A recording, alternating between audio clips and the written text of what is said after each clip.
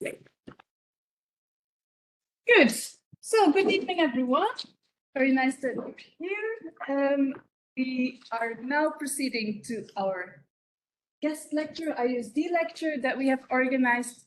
And so we have Zlata online, who will be giving the lecture tonight.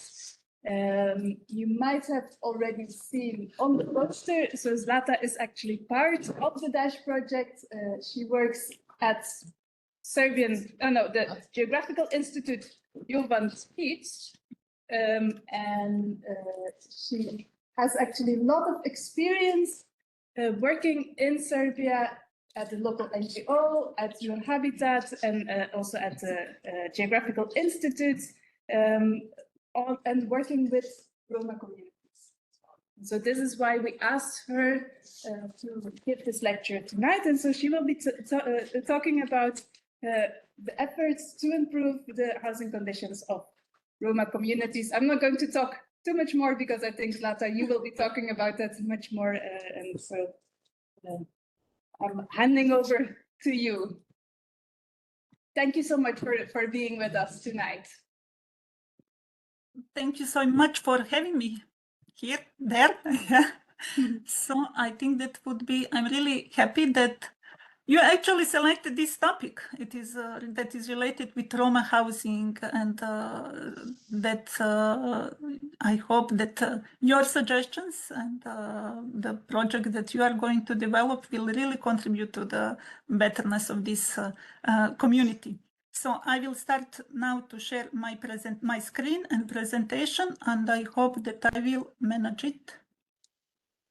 Okay. Yes. You can see it. Just to put the full screen.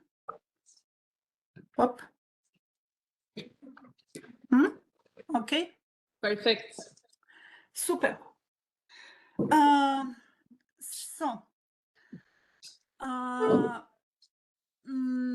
Okay, I will talk. The focus of presentation will be very practical, a bit of theoretical dimension.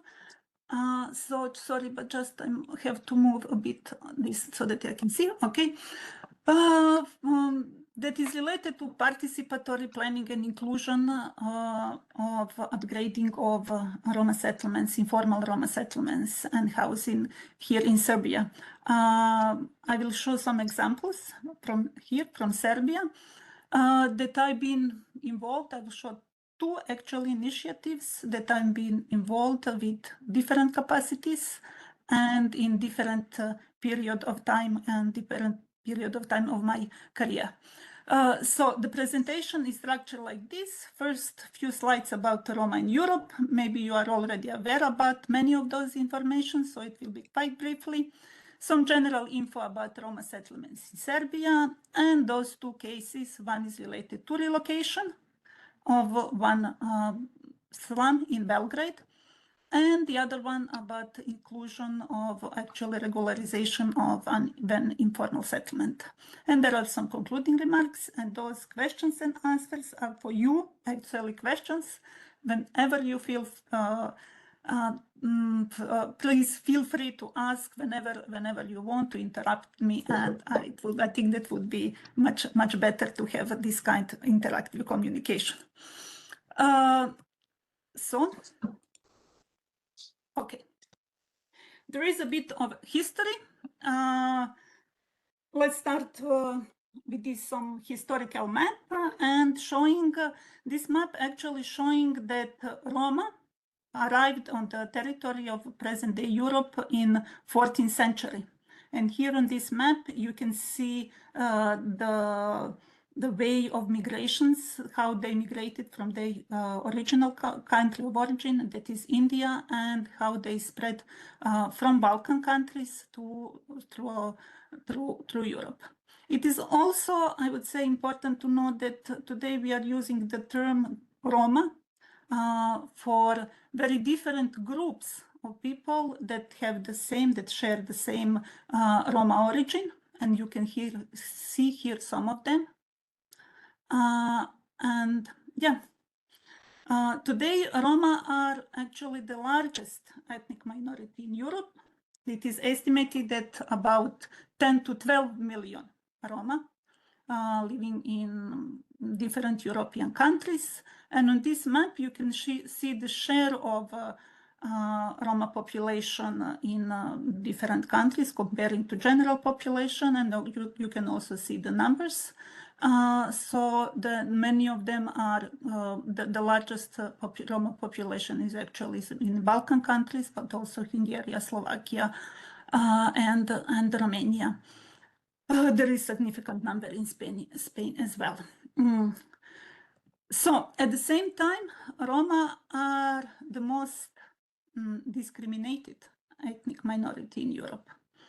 And they are facing continuous discrimination and anti-Gypsyism and socioeconomic exclusion in their everyday lives. This graph is presenting findings from one research that was done by the European Agency for Fundamental Rights. And they compared different groups that are excluded and discriminated in the European Union. As you can see here, the Roma are more than 40% of Roma are facing or actually experienced discrimination in their everyday life. Here you can see some links, and you can see, so you can find those documents so that you can explore more. The situation when it comes to housing is, let's say, somehow similar. There is a huge gap between the many indicators when we are talking about the quality of housing between Roma population and general population. I will not go deeper in this, but I will read this sentence that is coming from this report prepared from the same agency that I mentioned, from the European Agency for Fundamental Rights. And in their report, they conducted a survey at the EU level in 2009, and they said that it's quite clear from this report that large number of Roma and travelers in the European Union do not enjoy equal treatment in this respect, living in substandard conditions which fall far below even the minimal criteria of adequate housing. So in such circumstances, European Union, Council of Europe, and some other pan-European institutions developed something that is called EU Roma Strategic Framework. And the goal and the aim is to support Roma to improve their inclusion by tackling, or actually by providing support or enabling them to have a better access is 4 key areas. It is to access to healthcare, employment, education, and of course in housing. And there are also some cross-cutting issues. One is to combat anti-Gypsyism. That is a very strong sense against, negative sense against Roma that is appearing everywhere in Europe, everywhere in the world. To support democratic participation of Roma, and also to reduce poverty and social exclusion. As I said, for those previous documents, I would really recommend to go through those documents and to find how they, what are the measures that are proposing, because the document is fine, but yes, nicely framed in the sense that really supporting these minority groups. About the implementation, yes, you saw a bit on slides before. So let us see about something about Roma in Serbia. Here on this map, you can see Serbia, and those black dots are actually Roma settlements that were mapped in 2002. There are some basic information. So there is about 130,000 Roma that have been enumerated in the census, last census in 2022 in Serbia, but as in other countries, the estimation are telling us that the Roma population is larger. And so the estimation here in Serbia goes between 400 and even 800,000 people. On those figures, you can see a really gap also here is Serbia that Roma are facing related to enrollment in elementary school comparing to general population or to elementary or high school. It is important to say that Roma are quite young population. The average age is about 30 years. Comparing to the general population or people of Serbian nationality, that is about 44. But also here you can see that life expectancy of Roma is 10 years less than of those that are belonging to general population. So when it comes to Roma settlements, the mapping and this survey that I mentioned enumerated about 600 Roma settlements here in Serbia. Roma settlements was defined as an area that is mainly inhabited by people who declare themselves as a Roma, and the area that is settled with more than 100 persons, 100 Roma. What is specific, for example, for Serbia, it is that the size of those settlements are, let's say, relatively small. They are in average between 200 and 500 inhabitants. That is quite different comparing to some other European countries, for example, Bulgaria, where you can find in Sofia or Plovdiv Roma settlements with 10,000 people, with Roma people, and in Romania, in some other countries. So meaning that some measures to improving the conditions there, to improving the situation there, let's say, should be or could be easier than in the other countries. So here are some characteristics of Roma settlements in Serbia. There are different typologies of settlements, but when we look at the quality of settlement and quality of housing, we have those three types of settlements. Let's say the first one is so-called ordered settlements that are more or less the same as the surrounding area, with fully equipped with infrastructures, and Roma are there on their own land. And on the other side, of the other side of those scale, let's say, are settlements called slum. They are mainly built illegally on the land that does not belong to Roma. There is usually no infrastructure, and houses are made of very non-building materials. And the largest number are so-called unserviced settlements that are, let's say, not something in between those settlements, but they are much better. They have much better situation than slums. But however, they are facing some problems regarding infrastructure. There are some houses that are of good, others of a bad quality. So I think that those photos are actually showing quite well the differences between those settlements. And here also you can see that some measures that have been planned or foreseen by the Serbian strategies. Also Serbia adopted strategy for the inclusion of Roma community, not once, but three times. And so for those type of settlements, they've been foreseen different measures for the improvement or for relocation as for slum situation. So I will now pass through to examples. If you have any questions so far? No? Okay. First, I'll show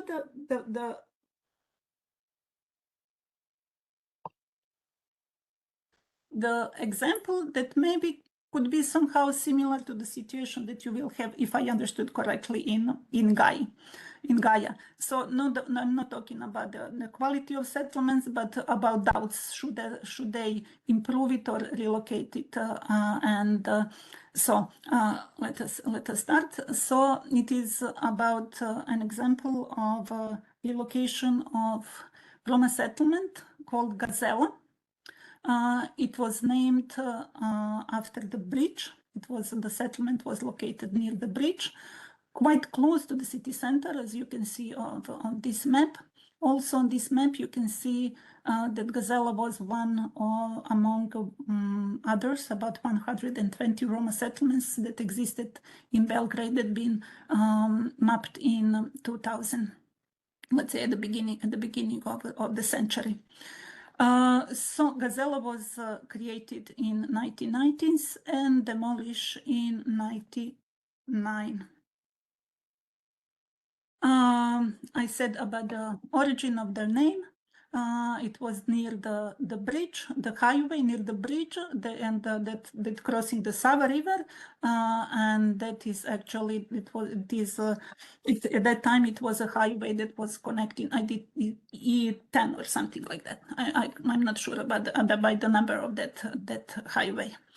And also here you can see how the settlement, the number of houses increased slowly by the year, but not so slowly. And in 2007, so there have been about 220 houses. And here you can see the situation from that. You can see the image of the settlement from that bridge. Just to move a bit this so that I can see numbers. Okay. This map shows the settlement, Gazela settlement. And it was, as I said, it was created in early 90s. And it was interesting that the large number of population being families who were born in Belgrade, and they just moved there because it was the only option for them. There is also a significant number of Roma IDPs, internally displaced persons from Kosovo after the war there and after the bombing, and also the significant number were Roma from south and the western part of Serbia. So when we started this survey, it was not surprising, but it was somehow interesting to realize how those communities are actually grouped inside the settlement. Okay, inside the Gazela, you can see some of the, let's say, streets and some houses. And there are some data about the population, about the inhabitants. So more than a half, about 60% of inhabitants were extremely poor. And those 4 that have been relatively in a better position, they also belong to the poor population. So they just been in better situation than the others in the settlement. Houses were called barracks. So as I said, they've been constructed or they've been made of materials that those people were collecting around. So they've been even, it's interesting, they've been even some persons that been quite skillful to build those kind of barracks, and they just were going around the city and collecting these second-hand materials, and they've been very, very professional in that. So the typical house had 1 room, the porch. Here you can see the porch and yard. Yards haven't been, with the fence, but it was somehow quite clear who owns which part of the land, which part of the yard. So about 5 square meters per person was an average in this situation. People from Gazela been very active. Everyone been working there, children, men, women, even elderly. And they've been engaged in this recycle-based informal economy. And some of them, many of them have this vehicle. It was made of Diana car. It was, and they used to collect, to travel around, to go around the city and to collect all this material. They collected paper, they collected very different type of materials. So they've been really strong informal, let's say informal recycling community. But although they've been very active and very hardworking population, they been, since everything was informal, they really belong to the most vulnerable in a sense that it was everything unsecure. I'm not mentioning infrastructure. You can imagine that the infrastructure in this, in Gazela haven't exist. They use the water for drinking water from the public fountain nearby the settlement, but also the Sava River that was nearby was used for bathing, washing, for leisure. Yeah.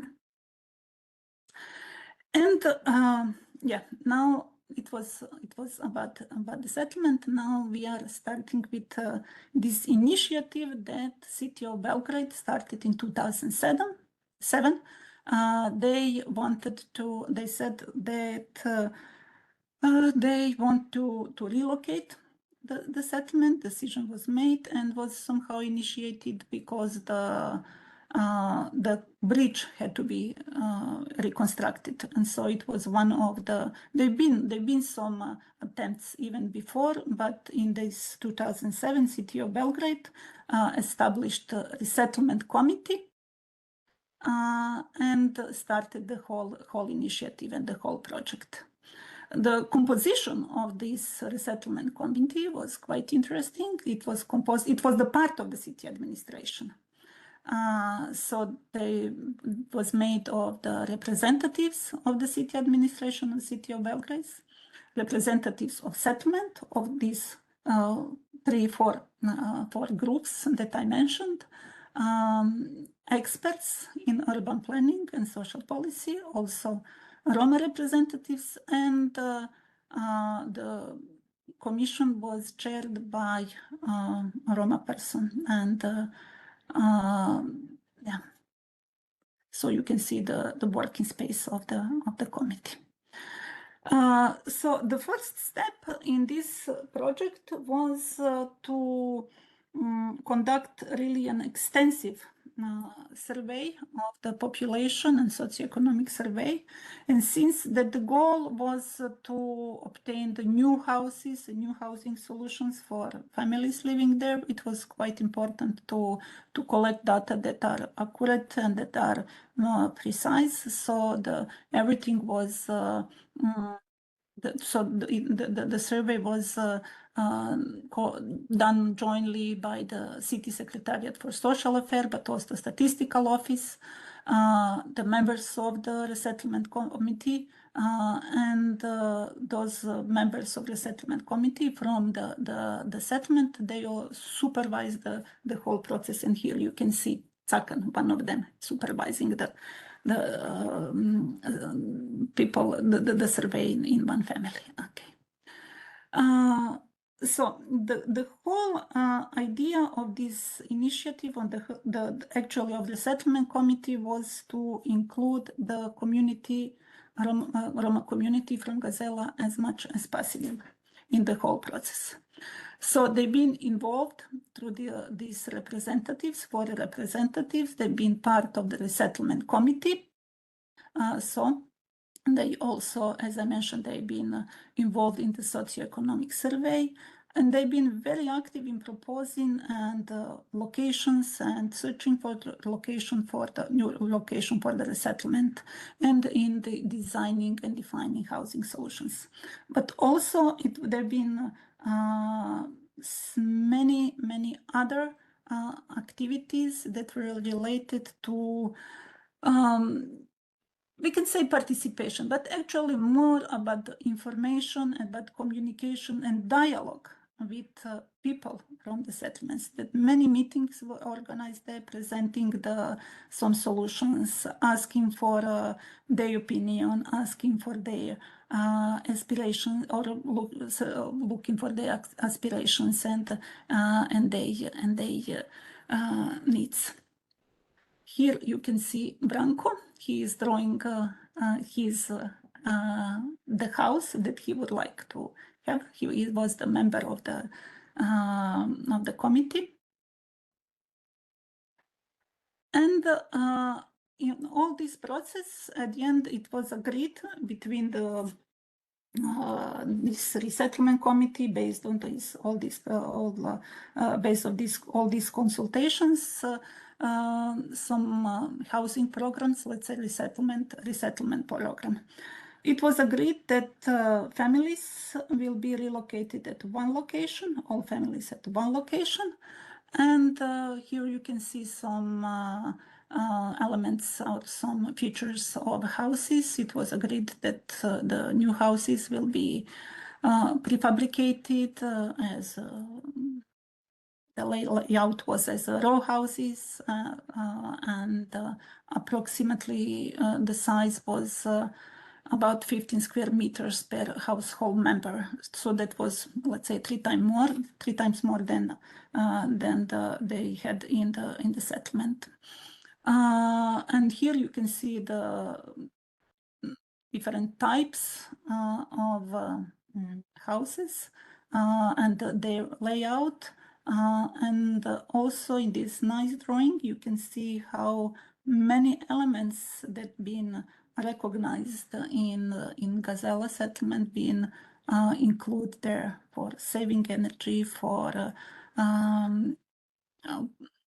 organizing the households, there been a porch, and etc., etc. And also in how the apartments been organized, it was really followed the organization. It was, of course, the idea was to have the very functional space, but also to follow the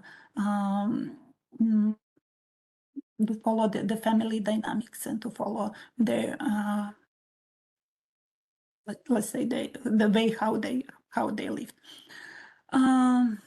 So this is the layout of the new hall, say, of new neighborhood.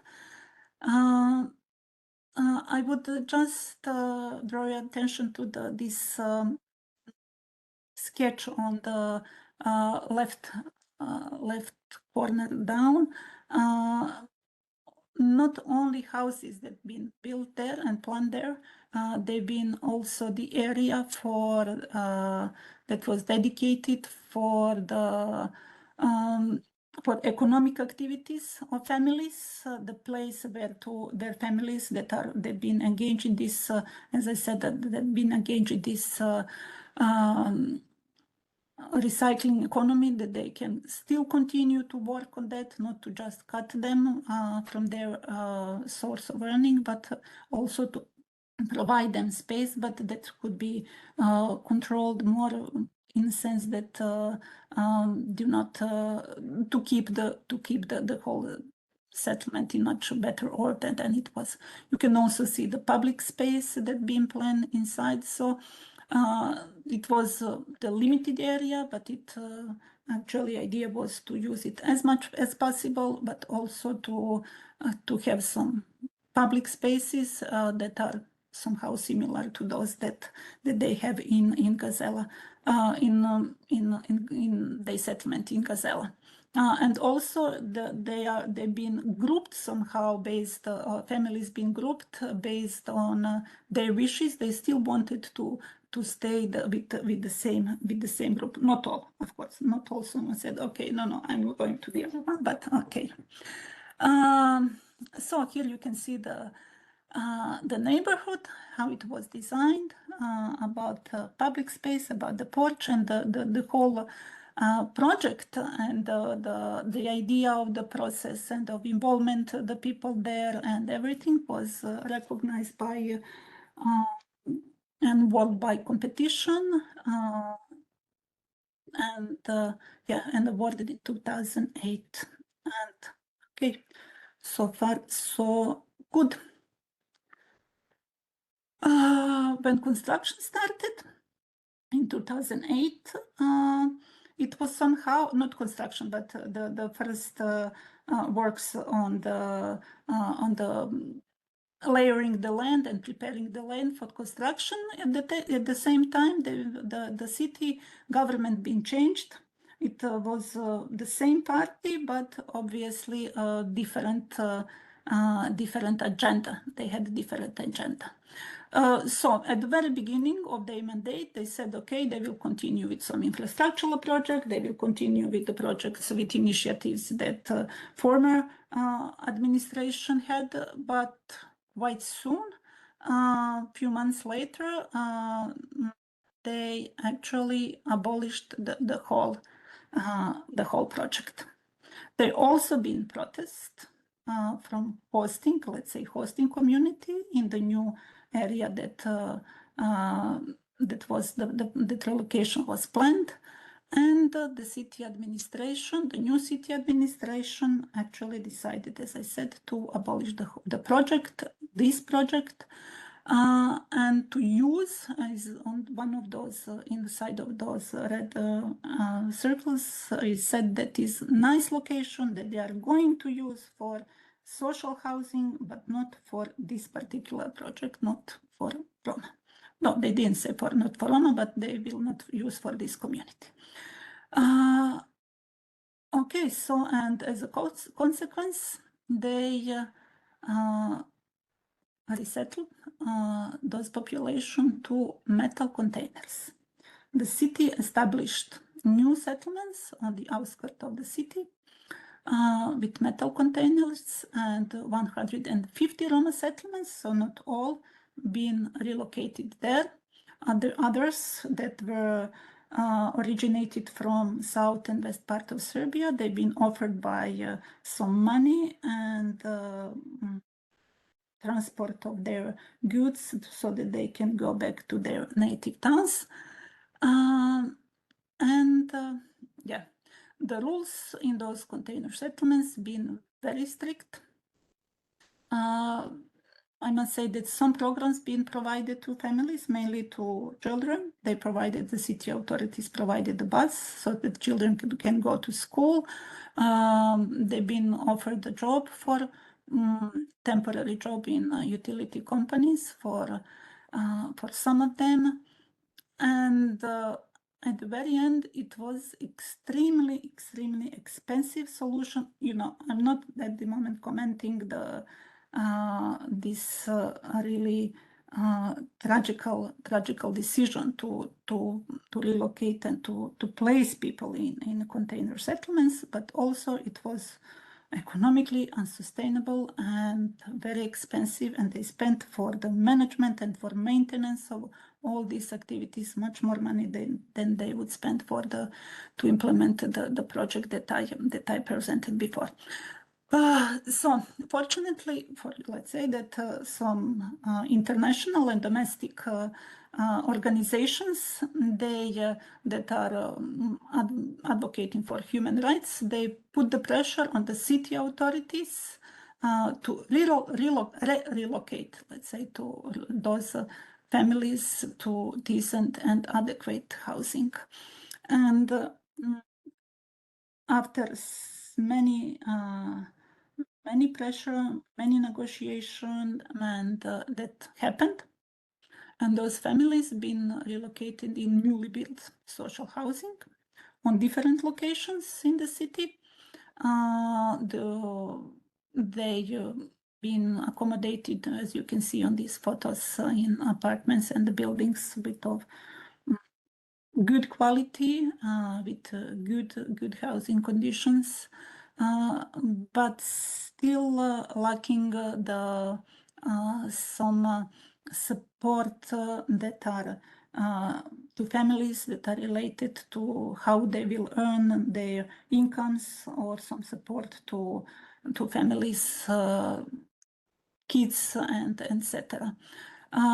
Yeah, it was really obvious that the absence of any social assistance, any programs, and I'm not showing the image of this building on the right side, but Shaha Raina, they've been in Belgrade, we visited that, so that you can compare the situation here in this image and how it looks like. So slowly but slowly, not all, of course not all, but some of those buildings will become unfortunately new slums, and some kind of, because people are this community that I said that was very active, very engaged, is now do not have any possibilities to collect those type of materials, to be enrolled in on the market, and they are mainly now depending on the social support, or the money that they are receiving from the social care center. And yeah, so what we learned from this, there have been many lessons to learn, but there are some that are quite important. I would say that it was clear that the need for the formalization of this relocation process, it was really obvious that it is not possible that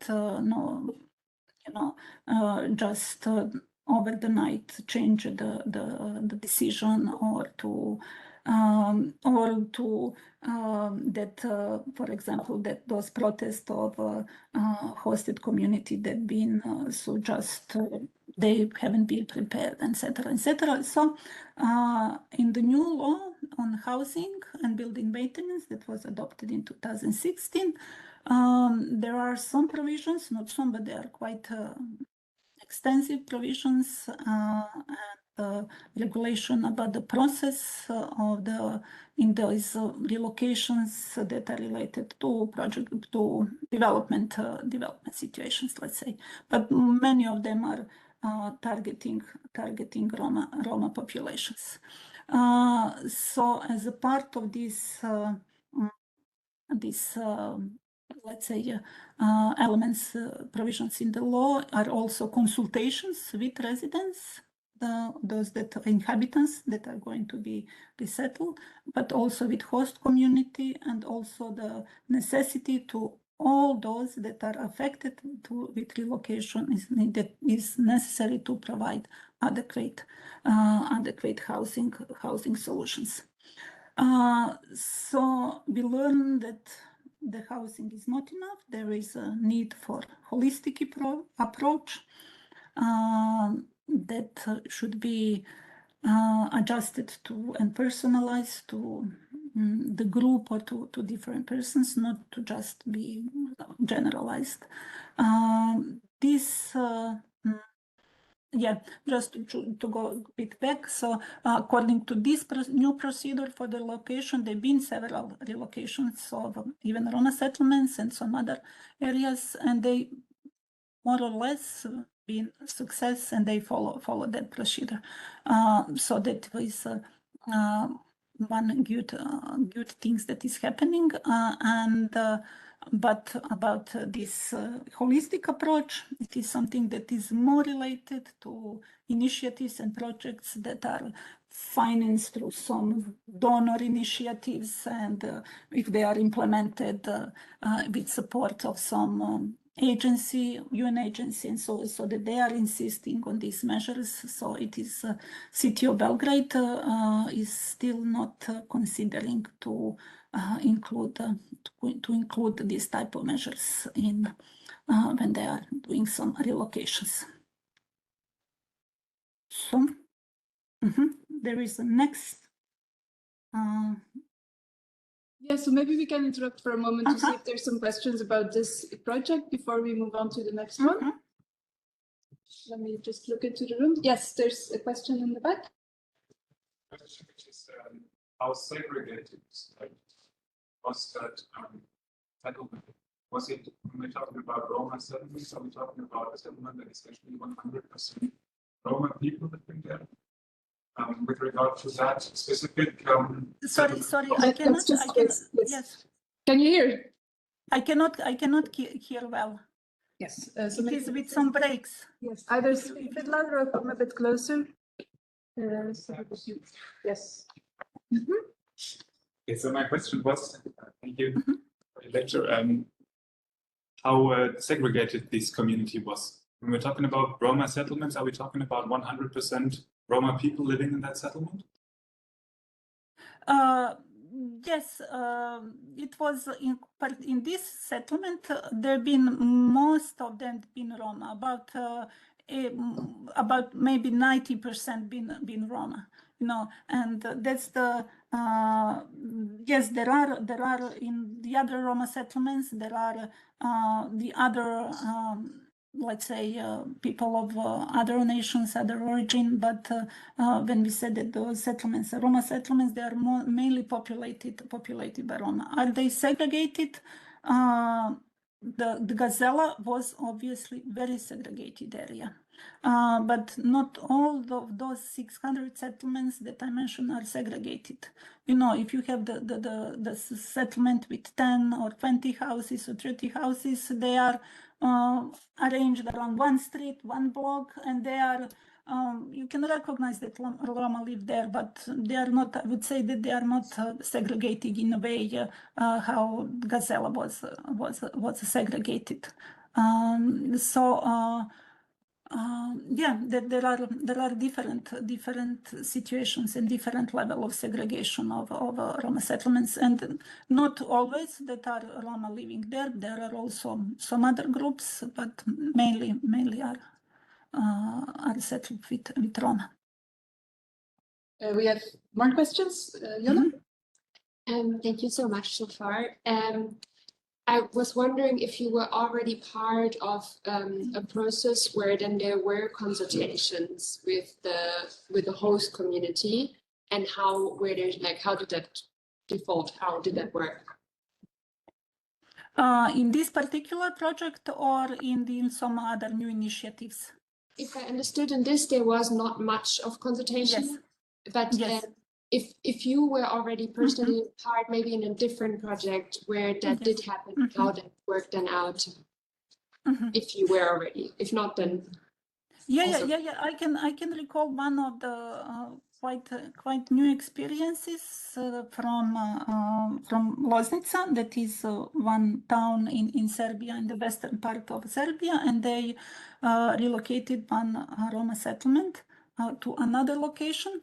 The situation was, let's say, a bit different than this one, because they relocated, as I said, the Gazella was, let's say, new settlement, very segregated, but in Loznica, they relocated an old Roma settlement to new locations. But, however, the host community was against that, because they simply didn't want Roma to have in their neighborhoods.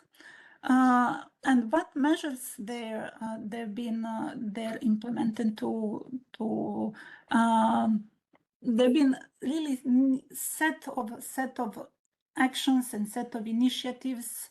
For example, the meeting was organized among Roma and host community. They've been in the new neighborhood. They've been some community center, and they meet and they said, okay, but you know those people from the town, so why do you don't want to have them in your vicinity? So they've been also part of negotiation. Okay, but the host community, what they wanted to some benefit, in a sense, to that some park being rearranged there, and some new elements being part of this relocation project. So the new building was built there, but also some additional things being done in the neighborhood as well. But one thing that I find it quite interesting and quite maybe innovative, so that the city administration opened the office in the building in their building. It was office number 8, and they said, okay, the door of this office are open every day during the working hours to all that want to know everything about this this relocation project, so that people could go there and could talk with, ask what they want. So yeah, there are there've been some let's say common activities, in the sense that they organize some concerts on something, inviting new community and the host community. It was not easy. I said not easy, but I would say that advantage was that they already know each other from the city, and they've been very, very. When I said they, that the city administration and the people who've been involved in this project, very much committed. So wasn't only that host community had some, some complaints. There've been also Roma community telling, okay, but why we are going there in the neighborhood if they don't want us? It was also important to work with both communities. So that transparency in communication is important. That commitment, I would say, of local authorities to communicate, to have a dialogue, was quite important. And also that they find a way how to negotiate and how to compensate their needs. Thank you very much. So my question is about the economic activity of the Roma settlement. In the initial proposal, it was in the wooden dwellings. It was close to their recycling activity, but it was still informal. Was there any efforts to formalize these recycling activities? And after the resettlement in the buildings, it was unsustainable because it was away from the recycling, the still informal recycling activities. This one part, and the next part, what hinders their inclusion in the community and them getting jobs in, normal jobs other than having a certain economic activity associated with them?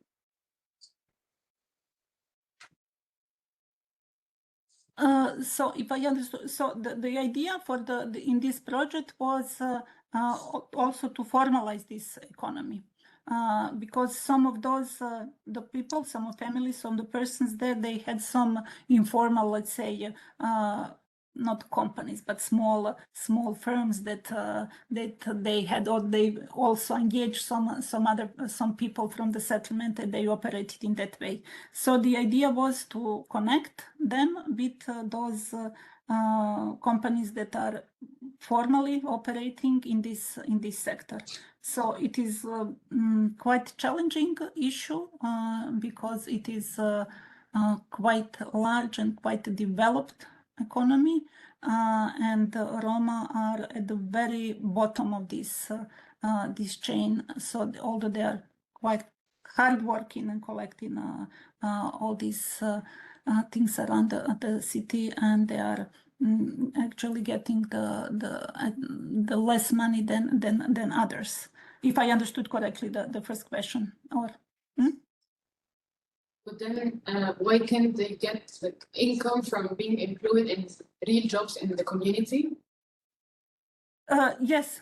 As I mentioned, they are usually offering to Roma possibility to have a temporary work in some utility companies for cleaning, for water supply, for etc. etc.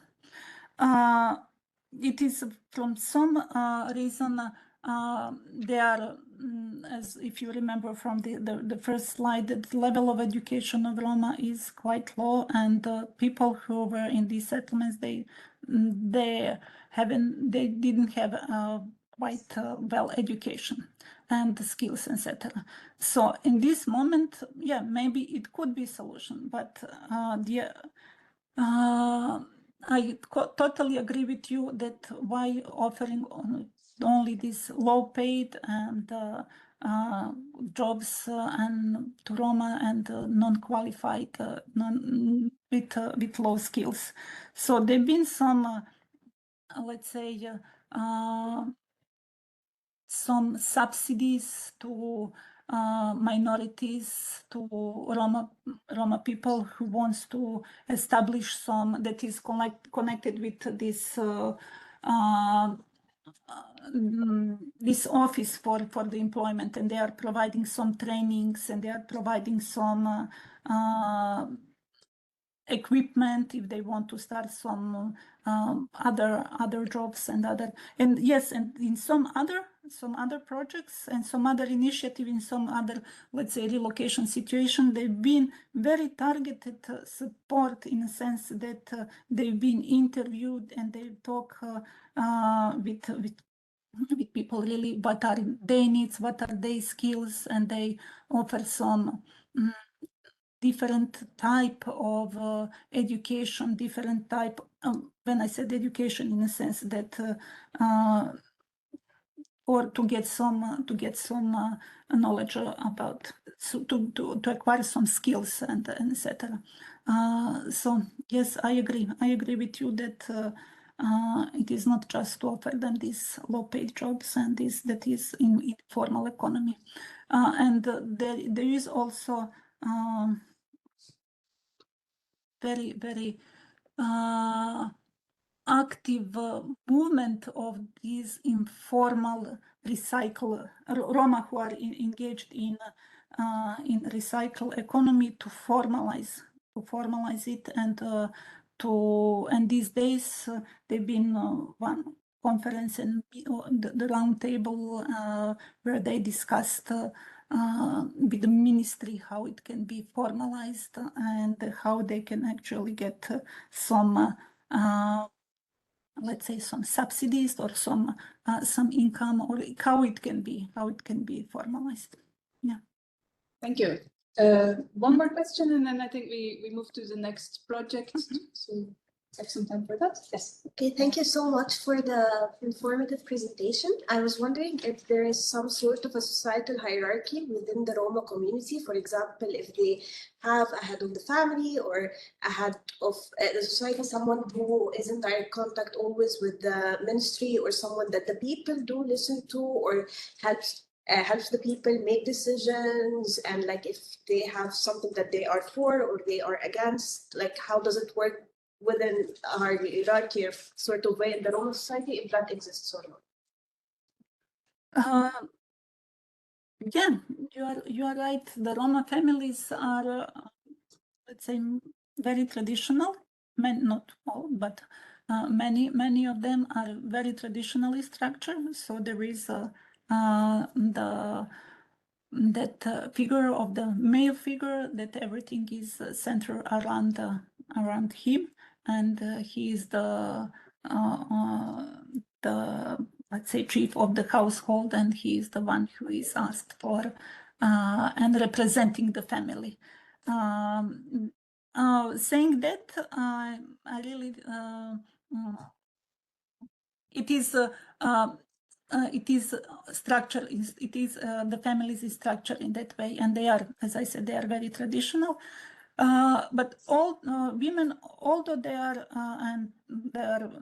not educated, they are I would say quite powerful in their families, and have they have influence, some silent influence. Yeah, but they are, however, the Roma women are double discriminated as a Roma and as a women. If I And there is no head of all the families in Roma, for example. in the settlement of yeah, in the whole settlement. in the settlement. Yes. Depending on the settlement. For example, yeah, I show in this Gazela settlement there've been 4 groups, and each group had his own head of that group. If the settlement is smaller, or the community is stronger, we can recognize one person that is, real chief there and the head of settlements. Yes, settlements are organized quite in that way. Yes, and so when you enter in these settlements, you can quite easily recognize who is the boss there. And beyond that, is there like a representative of the Roma or like a certain group of people, something like that? There are many Roma NGOs, let's say, there are civil society organizations that are active in the in different spheres, and so there is also, when we are talking about level, so there is also Roma National Council that is at the national level representing the whole Roma, and there is in, let's say, is past 30 years the Roma movement of this civil society organization become quite good, well organized and strong. Strong in a sense that the network is growing and people being more engaged, people being more active. You can now there are musicians who are not just playing traditional, for example, Roma music, but also who are playing different type of music, who are also, they are appearing in the public scene and telling that, openly saying that they are Roma, not hiding their origin. So it is something that is, I would say, very, very much promoted throughout Europe. And to go back to the question about employment, there've been some scholarship for Roma kids, but also for Roma students, supporting their enrollment in the school, but also at the faculties, and supporting young Roma leaders, for example, and they are, yeah. Great. I think let's close this session of questions here and then listen to you for the next project. Okay.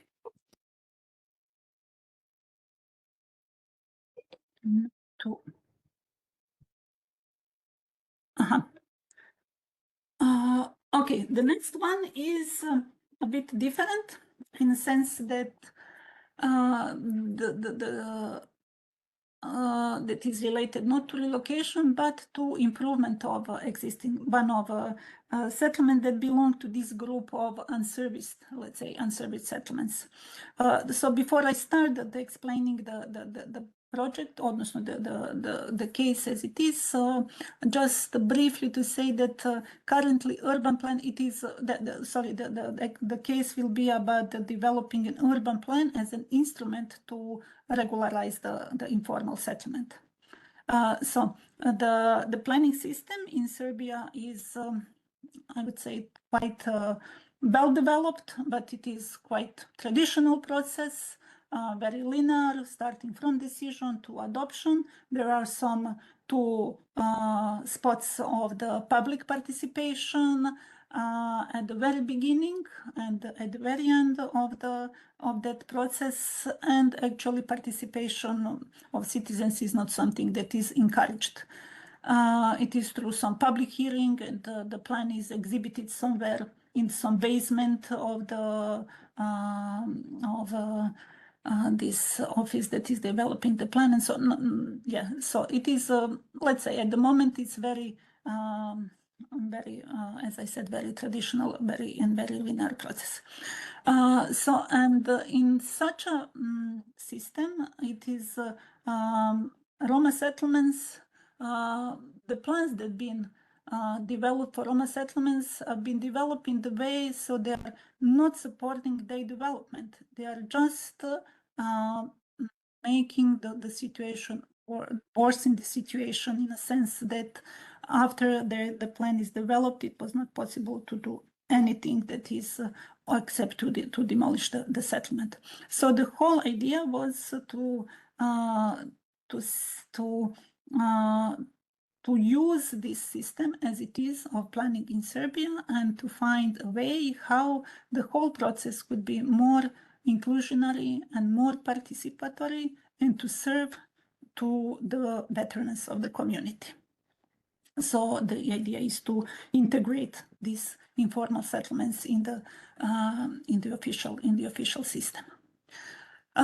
So here on this photo you can see a Roma settlement, informal settlement in Prokuplje. You can see here on the map. You can look. It is on the south part of Serbia, and southeast. Okay, and it is comparing to, let's say, also to Gazela. It was quite small, about 50 houses and 300 inhabitants, and it is located on the confluence of two. One river and one stream, let's say. What are the main challenges or problems in this settlement? It was lack of infrastructure, the quality of houses that you can see. Some are of, let's say, built with building material but unfinished. Others are of not so good quality, and some parcels that are quite small, that are tiny parcels. And as you can see from this photo, the flooding was, as I said, the settlement is on the confluence on one river to another. The flooding was in some period of time quite common thing. What were or are the strength of these settlements? So you can see the community, the inhabitants, how they are repairing the bridge when it was demolished after one of those flooding. They've been very proactive and they were asking for support from the municipality. They've been also active Roma community there. Yes, there's been some commitment from municipality to help and to support them. And in one moment, when the Ministry for Construction opened the tender, actually opened the call for municipalities to develop, to apply for funds to develop the urban plan for Roma settlements. Prokuplje municipality applied. The municipality applied, and they made a decision. So actually they applied for fund, and they made decision to develop the urban plan. Then the NGO that been active in the settlement contacted my colleague. He was working in the NGO for that work on Roma housing and improvement, and that I've been also working there. And so they invited us to join them in this process. So the first step in this process was to establish a so-called settlement committee. It was clear from the very beginning that we have proactive community, that they are willing to participate, but it was very important to structure somehow this participation process. And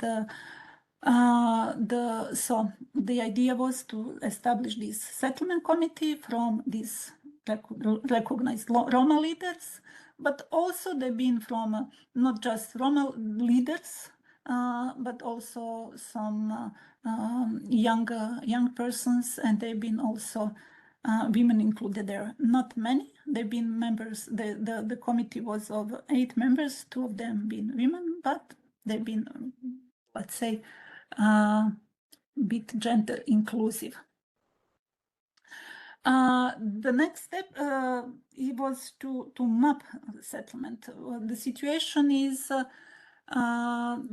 with Roma settlements is usually that they are not mapped since they are informal, and they are informal or illegal, whatever you're calling. So they'll be not recognized in the official maps. So for developing an urban plan, it is very much needed and essential to have a map. Yes, of course, the settlement was surveyed by professionals, but engaging the people to make a drawing, to make a map of their settlements, actually providing them opportunity to understand how the settlement is functioning in this way, but also to us as an architects and planners to understand how they are seeing the settlement, and also the way to establish, you know, better connection with people there. So this, I said that it was also, and yes, all these activities been very much used to inform the population there in the settlement that the plan is going to be developed, what is the goal of the plan, what are the scope, what are the possibilities, what are the next steps, etc., etc. And the survey of the socioeconomic survey also was conducted, but was not so much needed here in this situation as in Gazela, that I said that it was needed to have the exact information about the families, about their numbers, about the structure, who lives there, because they will be relocated. Here it was more about that to collect what are the needs, what are the aspirations of the people there. But also they've been somehow called participatory, let's say, because the people from the settlement and people from the this Roma NGO been actively involved in this survey, in collecting this data and collecting this and talking with people there. Of course, we also been involved there, but also this kind of survey is opportunity to engage those that are not that are traditionally unrepresented. Maybe some disabled and some kids. Yes. So it was quite. As I said, quite active group and quite active cooperation, and the whole idea was that the settlement used the map, and they proposed, they also offered some solutions, and we as architects and planners, actually we were more involved in these technical issues, technical solutions about the zoning, about the street design, design of the public space, and so on, and also to facilitate somehow communication with administration, technical stuff from the municipal administration. So what been the, let's say, biggest challenges in this process? Here you can see the area photo of the settlement, and there have been some sketch with a new proposal. And as I mentioned at the very beginning, the parcels are so tiny. If you want to enter the street, if you take 1 or 2 meters from that parcel, it becomes so small and so narrow that the construction was it was actually not possible to use it in any way in the future. So, but the fact was that some parcels had to be changed in that way, their structure and their shape, and it was needed to negotiate with those people that they've been affected. So it was the idea actually discussed how to compensate, what they want, what they need, what are their needs, and yeah, solutions was funded in the provision of new parcels on the south part here, on the south part of the settlement for the new construction. Also, I'm showing here the street regulation is, or the regulation of the street network is quite complicated, because the streets are, you know, not are very curvy, you know, very narrow, and etc., etc. And when first initial proposal arrived with very this traditional, let's say, conventional solution, that the street is going right through the middle of the settlements. Roma community, the Roma representatives from the committee, they said, no, we are not going to accept this. You should think about the other solution. This is not something that is acceptable for us. And so we joined ENFOR, and we find solution that was alternative way placed near the river, and some access road being planned, not road, but access street, I don't know, path, how to call it, being planned through the inside the settlement. So I'm showing this sketch because in the right corner with this red circle, you can see the signature of the representatives of the committee. After all these processes on this agreement and negotiation and everything, they said, okay, this is the solution that we accept as the one that will go further to be included in the draft plan. So our role, let's say, as a professionals, was really to, of course, to communicate them, to cooperate with them, and really to understand what are their needs, but also to follow some technical and measures that are related to safety and etc. So here you can see the plan. That was pretty much the same as the previous sketch, just made in AutoCAD. And this plan really enabled legalization of this settlement, enabled the legalization of most of the houses, and municipality further used them to get additional funds for the settlement improvement, and I will show you some images. There've been to protect from flooding, they've been firstly developed the project, designed the project, and later they've been constructed this embankment to protect the settlement from flooding. They've been built new social housing for the most vulnerable, for those families that have been affected with this new street, with the introduction of new street in the settlement. Some of them been relocated in this new construction that is actually in the same settlement, but just on the location that is on the other parcel. And what I find it, I would say somehow maybe most important, it is that community remains still very proactive, and so they are organized, the cleaning and different actions in the settlement. So some lessons.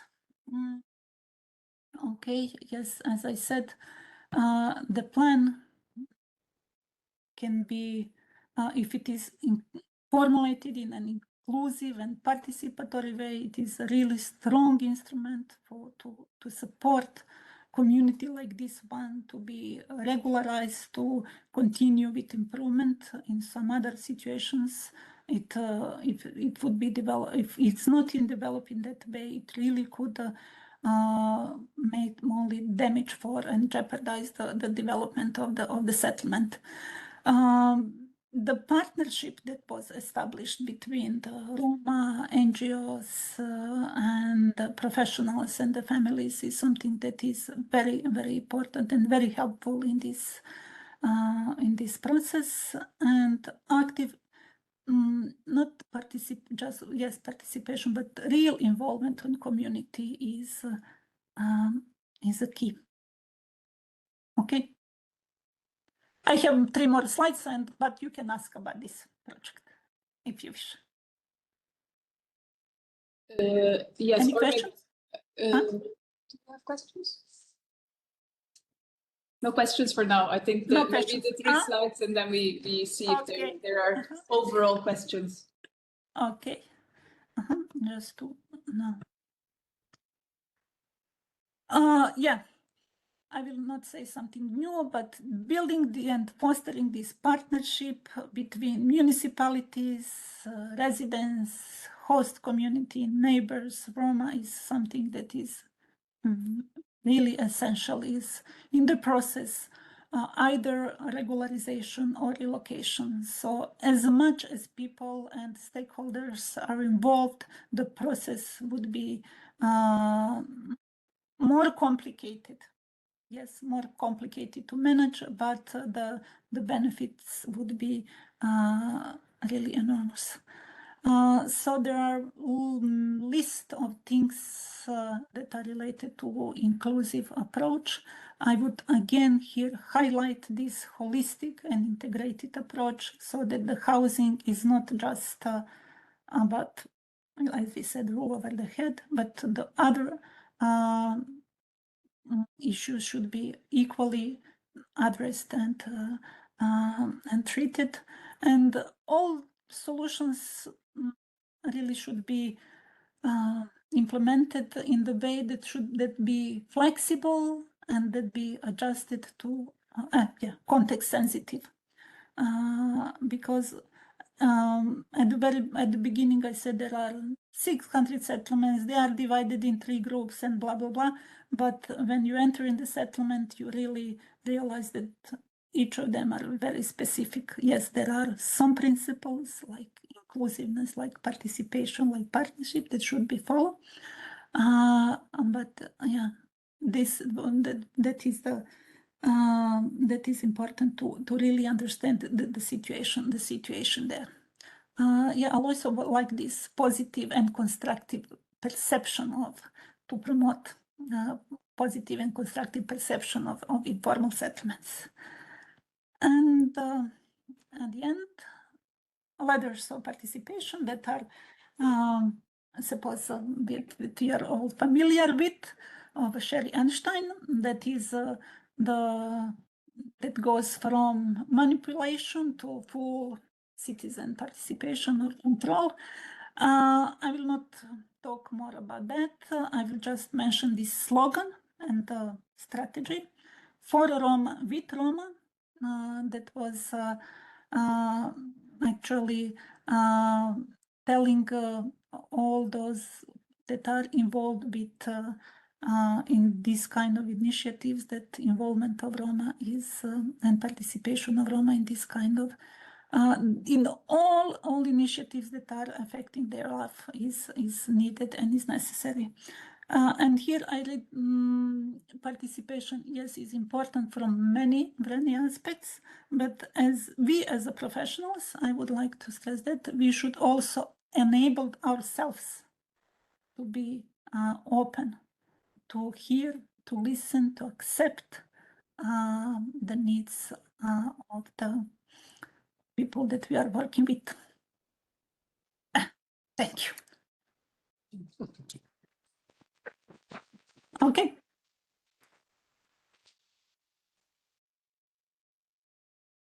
Great, thank you so much, Zlata. I think there might be some questions still, so I am looking in the room, maybe also online if there are people who have some questions.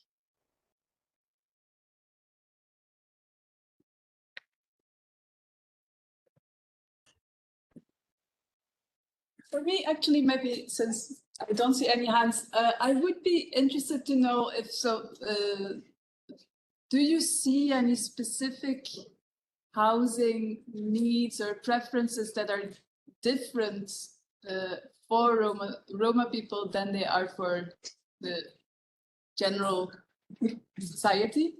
And so something where you say like, this would be important to take into consideration when thinking of housing for Roma people?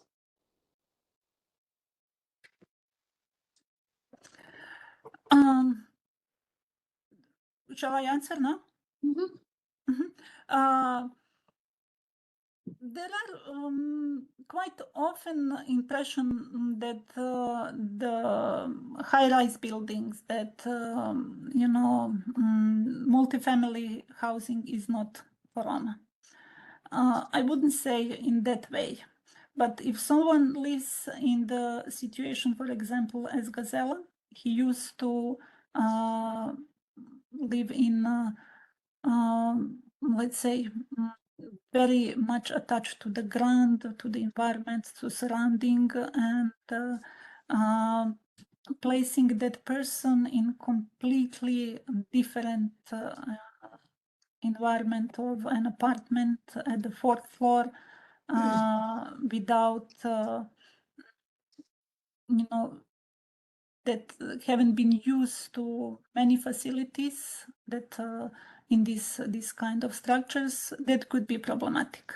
But I wouldn't say that is specific for Roma. It is specific for, yes, all others that are living in such a conditions. But is specific, I would say, so that is these orientations towards external space.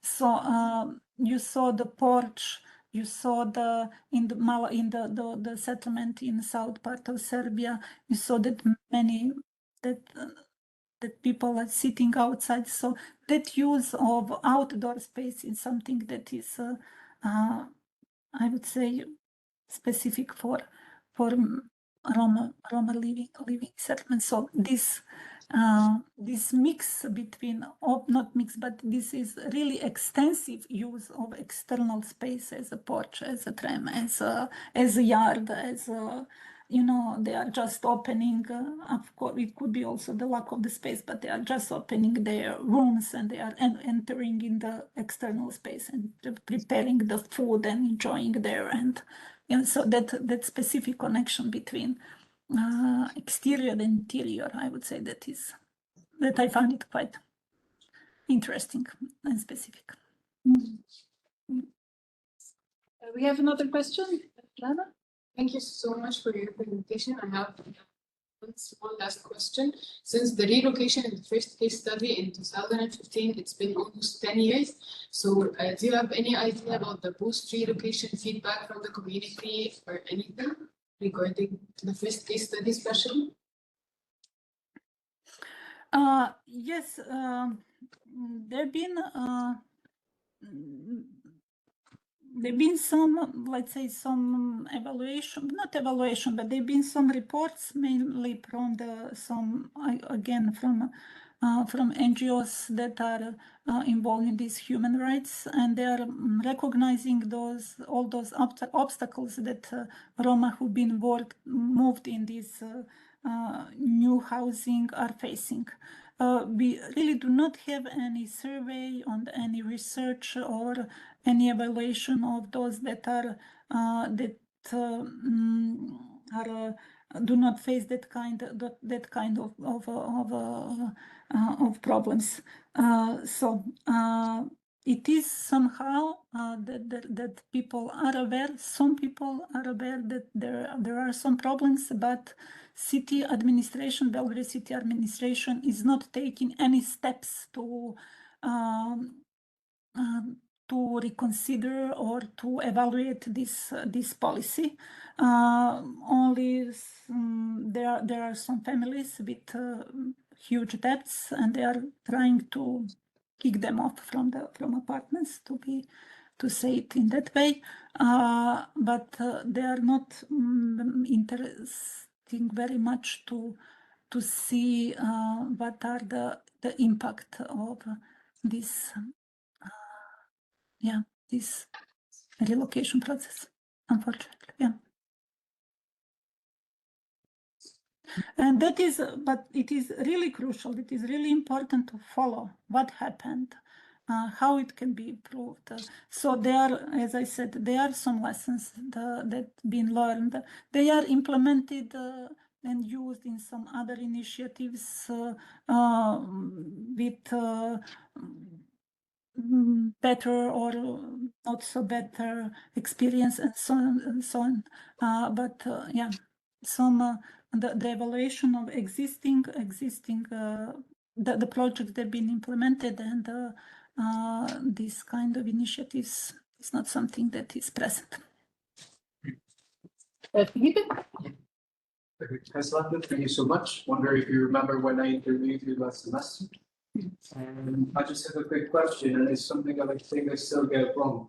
And I just want to post off with Els was asking, as in like what's specific about housing. And my question is, what's specific about Roma aspirations? Something that I get wrong is this idea of, for me, they feel like a parallel society. So when you talk about education, when you talk about health, I'm aware that one of the biggest problems when it comes to integration of Roma particularly is mistrust. Mistrust to sometimes modern healthcare, mistrust to modern education, as in their society.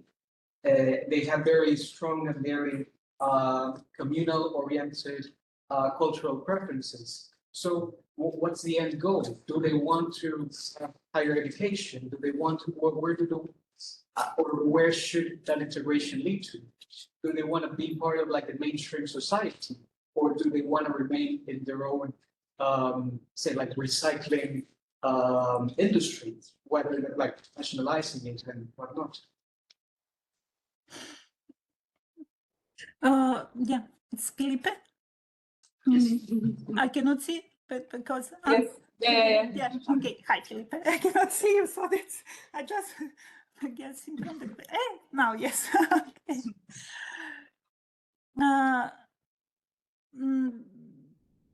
Roma, you know, let's say yes, they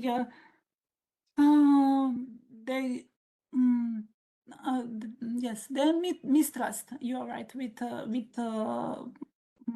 the system, with the majority population. So those data, for example, from census are showing that they are quite often do not declaring themselves as a Roma.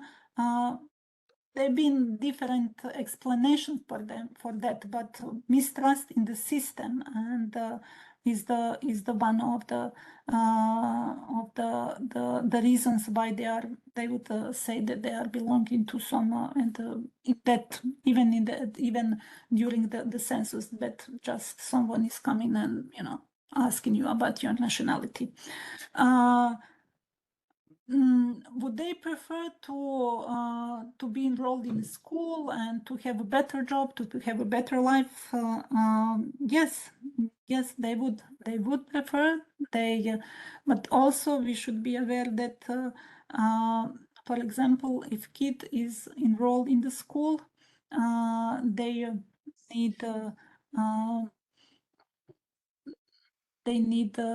need also support from the family, and sometimes that family is not educated and they are struggling to earn money, and they would say, no, today you will not go to the school, you will help me on the street to collect this raw material. So it is not that they are not wish well to their kids, but it is just life that is quite cruel, and that in the whole environment that is so. And I wouldn't say that is only about the Roma, because of that I mentioned all those documents. It is about general society to include, to accept, and to adjust rules so that the minority, this minority can be part of the systems. Of course, I suppose that I think that we discussed about that last time. There is a term, Roma are, because of all these tragedies that they faced and discrimination they faced. They are very close community in some ways, so they are having Roma as me, myself, and Gaja as the others. So it is also something telling about the perception of the surrounding world, but also about the attitude of surrounding world towards that community. So as I also said, that Roma families are quite often traditional, so sometimes it is not something, it is not seen as a good that girl are going to school. It would be better to get married and so to have her own family, even very young, and so on. So, and I wouldn't say that is a part of tradition. So kid marriages is not a part of Roma tradition. So it is just the consequences of this hard situation that they are living in. Yeah. Thank you so much.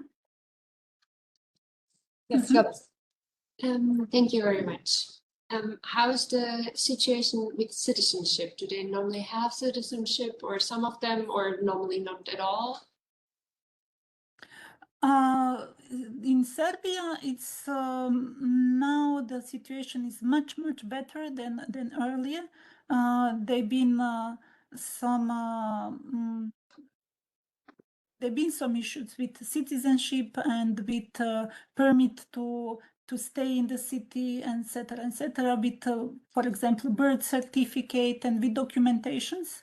And the one of the measures of the strategy was to solve this issue, to register as much as possible kids and people. And now the situation is, I would say, quite well. So there are, and also there is a possibility, the open possibility, someone do not have a address due to illegality of their house, they can be registered in the Center for Social Care, and so they find it some solution. So that is now something that is, I would say, going in the good direction to that so that all have documentation, at least.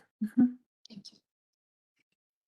And when we are talking about Roma who were born in Serbia, if they are arrived there from other countries, and so this issue, but it is not significant number, I would say.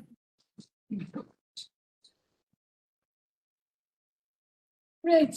Thank you so much, Zlata. I think we will round off here. The time also since we had a very long day, starting early in the morning and working nonstop until now.